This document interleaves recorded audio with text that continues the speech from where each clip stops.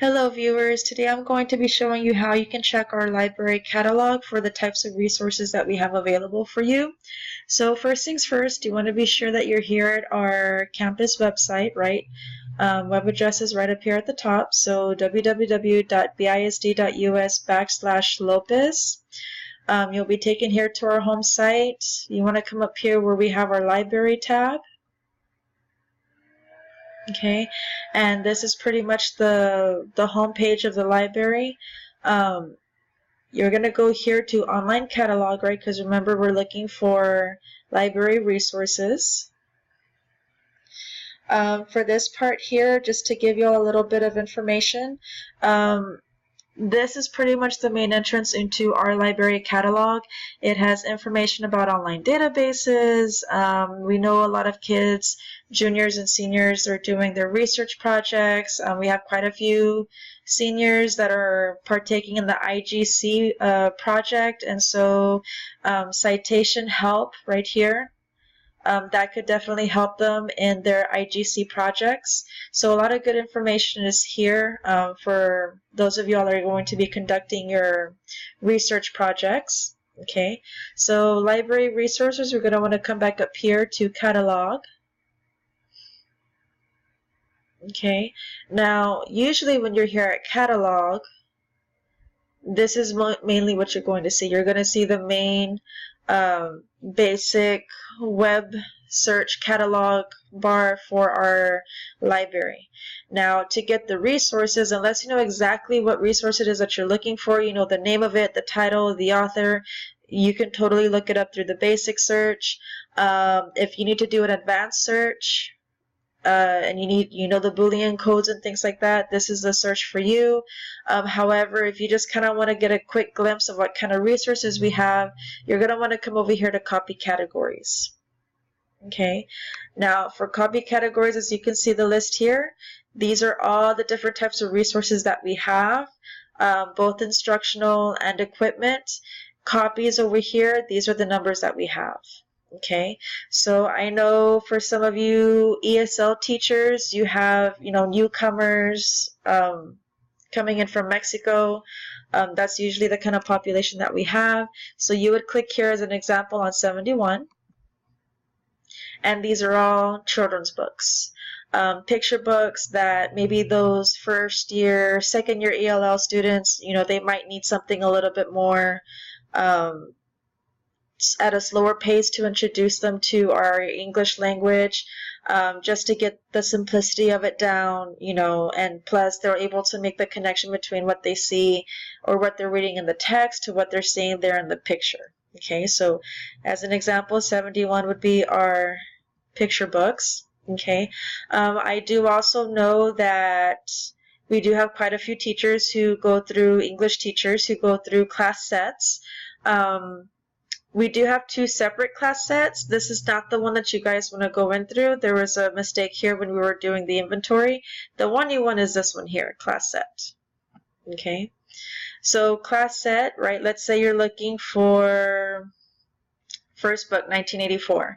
So here, if you look here, copies in this category, there's 52 that we currently have in our back office. Okay, so if we have more than one teacher, let's say, I don't know, English 3, American history, they want to go right ahead and they want to do, 1984 by George Orwell, they can if they so choose so. If we have two teachers, they want a class set of, 25 and 25, we have the copies to do that. Now, unfortunately, if we have, as an example, a teacher, they come in and they say, oh, I want to do this one, The Adventures of Huckleberry Finn. Well, unfortunately, we only have 5. However, we do have another similar copy, right, that has 90.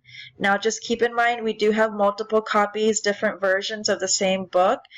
So the pages might be off. This one here has related readings, so it's going to have more information than another one. Students might not have, the same page numbers, the same text, the same features, and so it might be kind of difficult.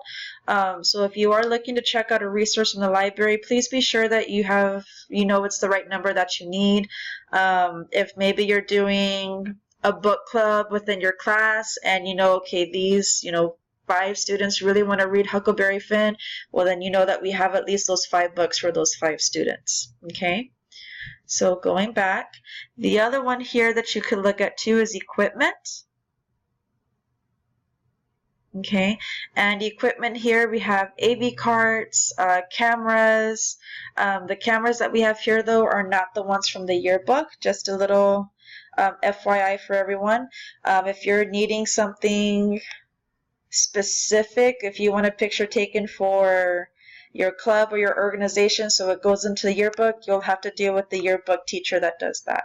The camera that we have here is more for just instructional purposes. Overhead projector, TV monitors, we're working on removing those from our inventory. Simply because everything is going digital now. We have our overhead not the overhead projectors, the ceiling mounted projectors. Everything is connected digitally now through wireless, and so little things like that we won't really be having in our inventory anymore.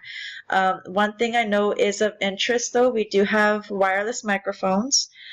Those wireless microphones are perfect for our students who have auditory impairments.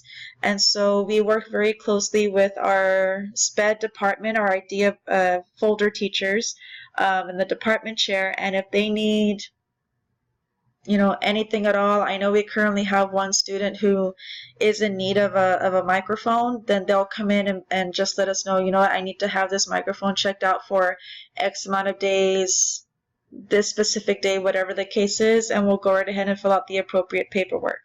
The paperwork, again, teachers, it's not anything too scary, but it is something that we do need to go over just because each item that is in our library is tagged. And when we conduct our inventory, we want to be sure that we have all the appropriate tags back, you know, by the time the next school year starts. If we see that a tag is missing, then we need to do the appropriate procedures to try to locate the tag. It could be, you know, teachers get moved from one class to another. They forget that they have it. You know, they kind of put it off to the side because they're done using it, and so it might get lost. And so that's the only reason why we require paperwork, is so that way everybody is covered. We know where the last place that equipment was, that item was, and that way it can prevent it from getting lost.